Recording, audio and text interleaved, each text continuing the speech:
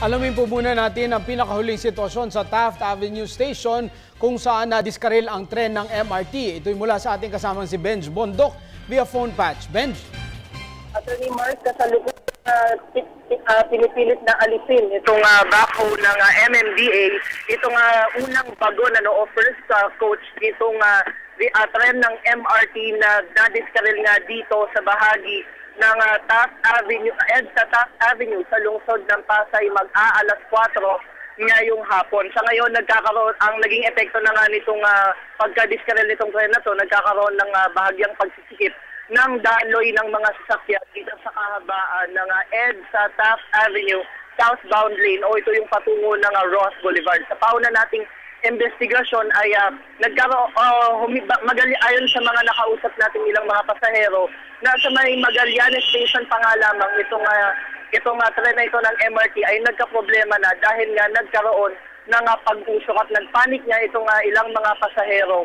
At so dahil nga doon ay nagkaroon, merong ilang mga tren, merong isang backup train na dapat ay pupunta rin dun sa lugar sa may bahagi ng Magallanes Station kung saan nga para nga asistehan nga itong humintong tren. Pero ang nangyari ay bumangga itong backup train na ito dun nga sa tren na hindi umandar at ang nangyari itong coupling ng tren o yung equipment na nagkakabit doon sa bahagi ng tren na diskarel ay bumigay at nagdire-diretso nga itong tren na ito dito sa kahabaan nga ng EDSA Taft Avenue kung saan na-diskarel ito at nabangga o winasak niya yung barrier na bakal nito at dahilan upang mabangga at bumagsak din yung isang poste dito sa kahabaan ng Taft Avenue sa lungsod ng Pasay. Sa pauna nating mga nakalap na ulat ay meron ang mga sugatan na dinala dyan sa ilang mga pagamutan dito sa lungsod ng Pasay, particularly sa may Pasay General Hospital at dito sa may San Juan de Dios Hospital. Sa ngayon ay pinipilit pa rin tanggalin itong ating mga otoridad mula dito sa MMDA itong nadiskaril na tren at pahirapan nga yung nagiging operasyon. Ayon nakita na rin natin dito si MMDA Chairman Francis Tolentino at si DOTC Secretary Jean Abaya agad nang nag-inspection dito sa site kung saan nga naganap itong aksidente ngayong araw na ito. Attorney Mark?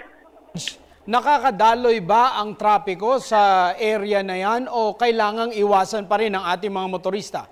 Well, Attorney Mark, may advice ko sa ating mga motorista. Iwasan na nila ito ang bahaging ito. Dahil bagamat nagkakaroon naman ng pagdaloy ng mga sasakyan, kailangan kasi ng mga otoridad yung daan upang ma-clear nga itong tren na ito ng MRT na nadiskarel. Pero sa ngayon, nakikita naman natin na isinasaayos na nga ng mga otoridad dito.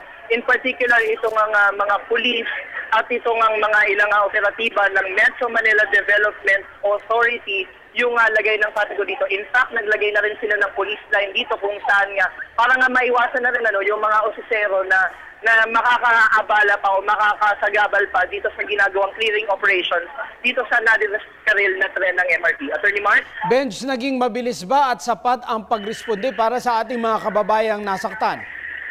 Well, ang pinakahuli nating update agad na yung ibang basically kasi ang na-diskarel ay yung first part ng coach Well, kung sa mga sumasakay ng MRT commonly ito yung coach na sinasakyan ng mga may dalang bata, ng mga kababaihan, ng mga buntis at ng ilang mga senior citizens.